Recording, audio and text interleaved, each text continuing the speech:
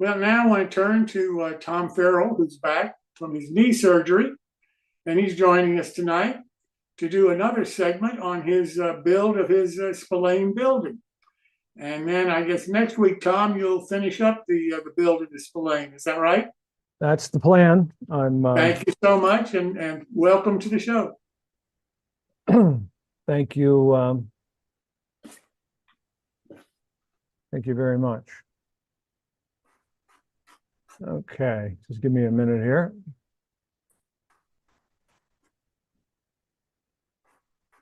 There we go.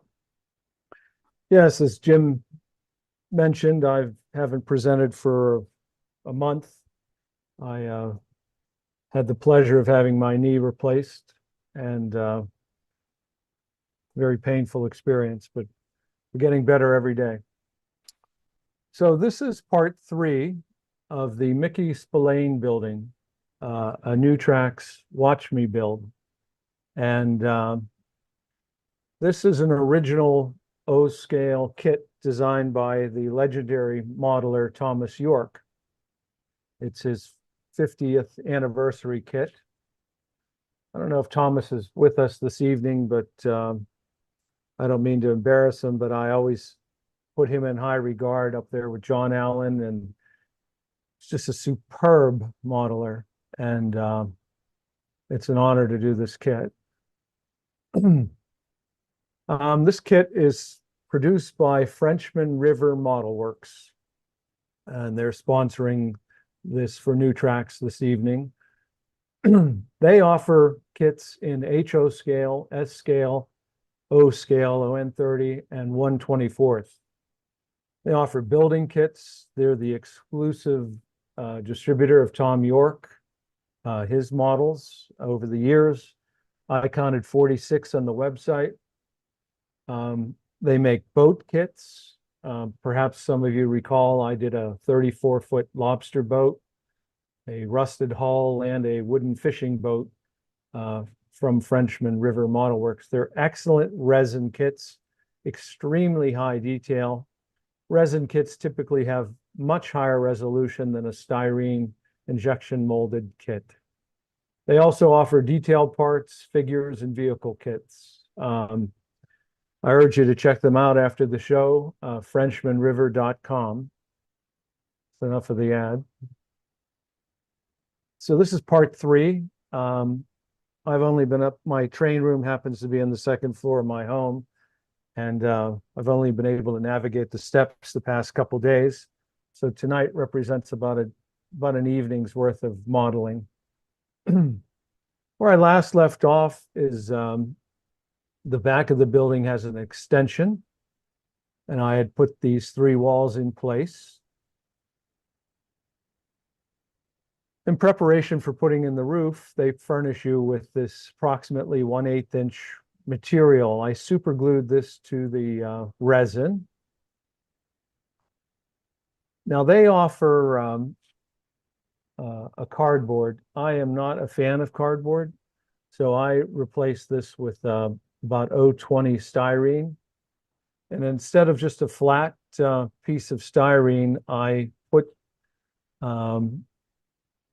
basically 4x4s across this to add a little detail, a little interest to this otherwise flat roof.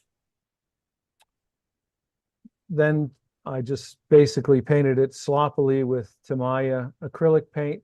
This was my first coat here. I'm going to cover this with a tissue paper that they provide in the kit, but you have to have a black base, otherwise you risk seeing white spots in your tissue paper. Then I went ahead and used another acrylic paint, a crafts paint. It's still drying in this picture because I did this evening.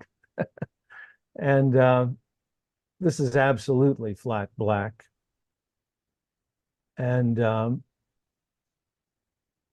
then this is still wet. This is the Elmer's glue. I took the tissue paper, I cut it with scissors to fit. Then I painted with Elmer's glue, I painted the entire base here. All of this, I just went over all of this with Elmer's glue. Then I stuck my tissue paper on there. This is a nice effect. It looks like tar paper, see? And it looks like there's something going on here. So it adds visual interest to an otherwise flat roof. Now I'll go back and paint this, and that'll be next time. Next up, I had to do the second floor of the structure, and I really like to use this this American Accents Rust-Oleum rust finishing for my brickwork. It's basically a two-part process. This is an enamel. This is an acrylic. The first step is I sprayed the enamel on the second story components, the four walls. I spray it in 4 different directions. So I hit it north, east, south, and west. So I get thorough coverage. Light coats, you don't want to pile it on there. And then I, with that acrylic can and a wide brush, I begin applying the acrylic wash. And then with a rag or I actually used a paper towel, I dabbed it off. And that's what it looks like with the 2-part process. Now, this is still early in my brick making skills here. The next step is I sprayed the 4 components with dull coat. I frequently use, and I've said this in the past, dull coat between different weathering processes. We don't like to add paints that dissolve base coats and muddy the colors.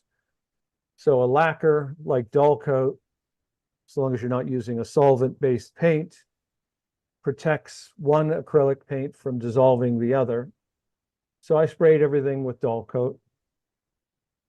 Then I went ahead with this Roberts brick mortar formula, which is still commercially available. I bought this 18 years ago. Still have it's almost empty, so I'm going to buy another one soon. You just spray this on here. It's like a paste. That is what it looks like before you wipe it with I recommend using an old sock or a cloth to wipe off the face of the brick, and then you let it dry.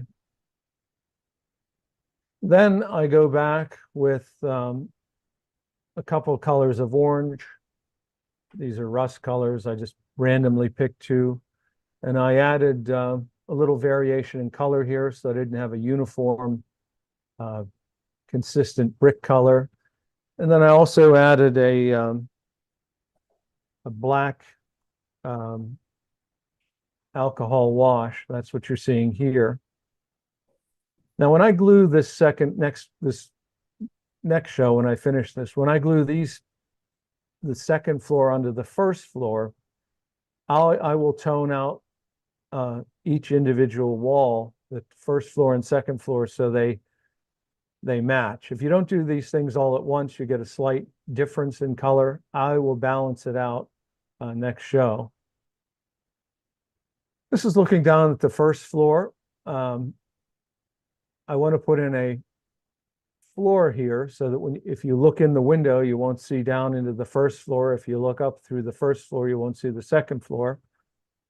They provide this wood for that purpose. I cut it to length, super glued it in place, and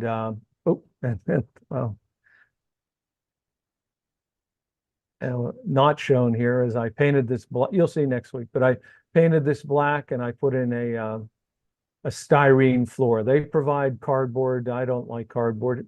Cardboard would probably be okay on the inside here. I didn't want it in the outside of the model for durability, but I'm putting in a styrene floor here. That is basically all I have. Like I say, I'll finish this hopefully next week on the 7th. On the 17th, I guess it is. And are there any questions?